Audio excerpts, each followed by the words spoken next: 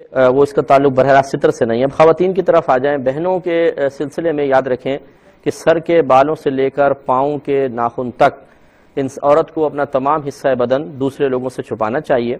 نماز کے لیے اتنا ضرور ہے کہ جو چہرہ ہے عورت کا مکمل چہرہ، جس کو ٹکلی کہہ لیں آپ، سامنے سے چہرے کی ٹکیا جس کو کہتے ہیں، یعنی بال جمنے کی جگہ، پھر یہ سائڈ سے کنپٹیاں تھوڑی سی، اور پھر یہ سامنے کا حصہ، بس یعنی چن سے تھوڑا سا نیچے آئیں اور رک جائیں، پورا نیچے تک نہیں، تھوڑا سا آئیں رک جائیں، بس اتنا اس کو چہرہ کھولنے کی اجازت ہے.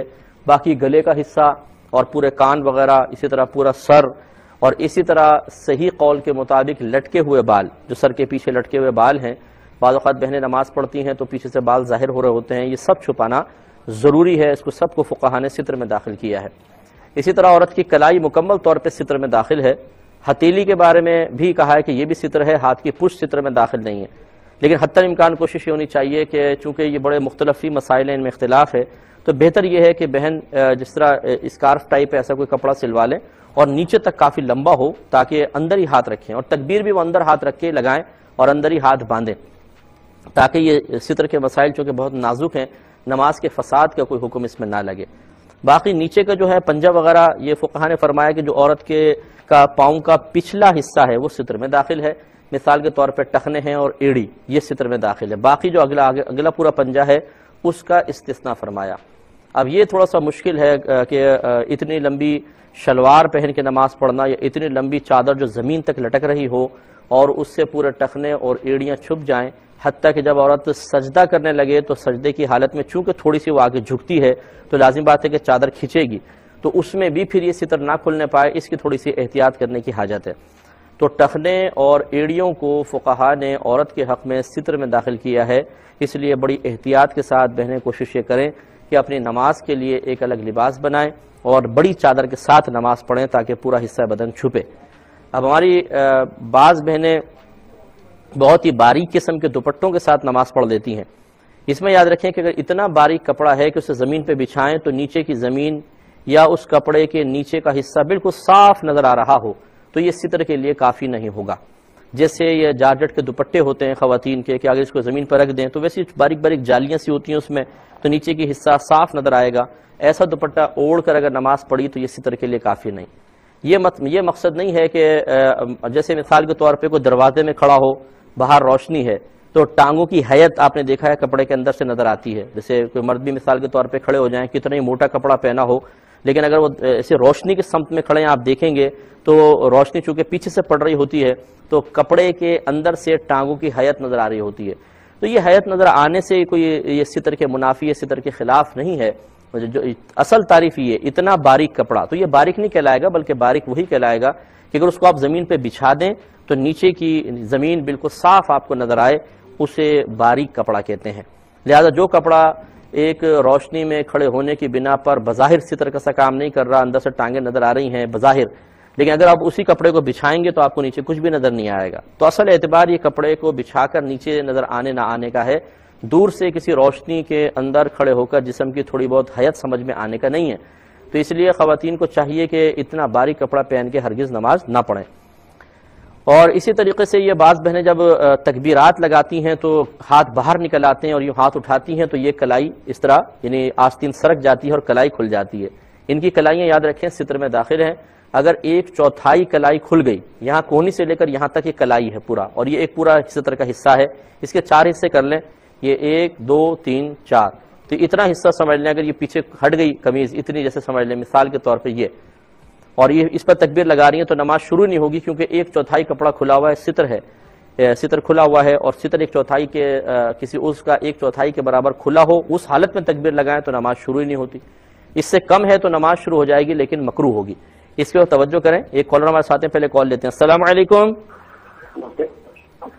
السلام علیکم سر. ہمارا یہ مسئلہ ہے بھائی جان، اپنے ٹیلی ویژن کی آواز بند کریں، مسئلہ سب سے بڑا یہ ہے. سر ہمارا مسئلہ یہ ہے کہ ہمارے جائیداد کا مسئلہ ہے، ہمارا ایک عورت نے قبضہ کیا ہے. آپ ٹیلی ویژن کی آواز بند نہیں کر رہے، بعد میں بات کرتے ہیں آپ سے، کوئی بات نہیں، پھر بند کر کے دوبارہ کال کر لیجیے گا. تو آپ کی خدمت میں عرض کر رہے تھے کہ کلائی چونکہ ستر میں داخل ہے، لہذا اس کا اگر کوئی حصہ کھلا ہوا تو دیکھیں گے کہ 1/4 کے برابر یا اس سے زیادہ ہے یا اس سے کم ہے۔ اگر 1/4 کے برابر یا زیادہ ہے تو نماز شروع نہیں ہوگی، اگر اس سے کم ہے تو نماز شروع ہو جائے گی لیکن مکروہ ہوگی اور واجب العیادہ ہوگی، اس کو دوبارہ پڑھنا چاہیے۔ اس لیے بہنوں کو میں نے جیسے شروع میں مشورہ دیا تھا کہ جب وہ تکبیر لگائیں تو کپڑے کے اندر سے ہی ہاتھ رکھیں، بس تکبیر لگا لیں، باہر نکال کی کوشش نہ کریں ورنہ کھلنے کا اندیشہ ہوتا ہے۔ اسی طریقے سے لمبی چادر پہن کے نماز پڑھیں، اگر مردوں کی طرح ٹخنے کھول دیے اور پھر جب سجدے میں گئی تو اور شلوار سرک گئی تو پنڈلی بھی نظر آ گئی تو یہ تو بدرجہ اولا ستر ظاہر ہو جائے گا اور اس طریقے سے نماز نہیں ہوگی۔ دیکھیں اللہ تبارک و تعالیٰ اور اس کے رسول کریم صلی اللہ علیہ وسلم نے جس طریقے سے عبادات کو ادا کرنے کا حکم ارشاد فرمایا اس کی رعایت کرنا بہت ضروری ہے۔ بعض ہماری بہنیں ایسے موقع پر کہہ دیتی ہیں ارے جی یہ تو بس مولویوں کی باتیں ہیں، اللہ تعالیٰ معاف کرنے والا ہے، تو یہ مولویوں کی طرف منسوب کر کے اور اللہ تعالیٰ معاف کرنے والا ہے کہہ کر آپ بری ذمہ تو نہیں ہو سکتی ہیں۔ شادی بیاہ کے معاملے میں کیوں نہیں کہتے؟ شادی بیاہ کے معاملے میں کہہ رہے چھوڑ دو، دنیا والوں کی باتیں ہیں، ہم تو پرواہ نہیں کرتے، جیسے بھی چاہے رشتہ طے کر لیں۔ نہیں، اس میں تو ایک ایک بال کی کھال نکال لیتے ہیں، استخارے علیحدہ کرواتے ہیں، کیونکہ دنیا کا معاملہ ہے نا۔ تو دین کا معاملہ ہماری نگاہوں میں اتنا آسان ہو گیا کہ چاہے عبادت برباد ہو رہی ہو، تھوڑا سا اہتمام نہیں کرنا ہے، پوری زندگی کی عبادات چاہے برباد ہو جائیں، میدان معاشر میں گرفت ہو جائے، اس کی پرواہ نہیں ہے۔ وجہ یہ ہے کہ ہم مادی لحاظ سے چیزوں کی طرف بہت زیادہ، جو مادی اشیاء ہیں ان کی طرف بہت زیادہ مائل ہو گئے اور آخرت کی کوئی فکر ہماری نگاہوں میں نہیں ہے، اس لیے اس قسم کے بے پرواہی کے جملے نکلتے ہیں۔ یہ کہ کہتے ہیں کہ بسا اوقات جب میت کے کسی کی وفات ہو جاتی ہے اس کے پاس جاتے ہیں، دفن کے بعد سب کو کھانا کھلایا جاتا ہے، اس کھانا کھانے کی کیا شرعی حیثیت ہے؟ کیا غنی بھی کھا سکتا ہے مالدار آدمی؟